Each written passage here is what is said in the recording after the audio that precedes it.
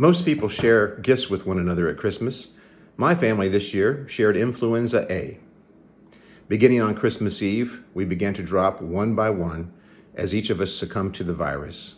I was the last one to get it, so I got to see my loved ones suffer the physical effects of the flu and the emotional effects of having all your plans blow up in your face. Meals that had been planned were never prepared.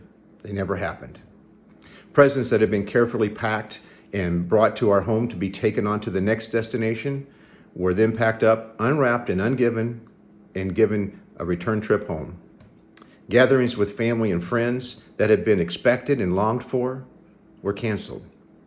I saw the disappointment on my loved ones' faces, and I felt sorry for their physical discomfort as well. That's what people do when their loved ones are hurting. But then I got sick too, and suddenly I understood what they were going through with a very new clarity. The thought crossed my feverish mind that this was why Jesus had to become one of us. The Word became flesh and dwelt among us. Jesus was Emmanuel, God with us.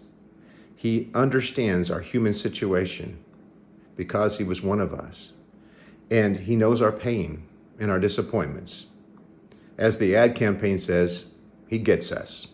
Or as the author of Hebrews says in Hebrews chapter 4, we do not have a high priest who is unable to empathize with our weaknesses, but we have one who has been tempted in every way just as we are, and yet he did not sin.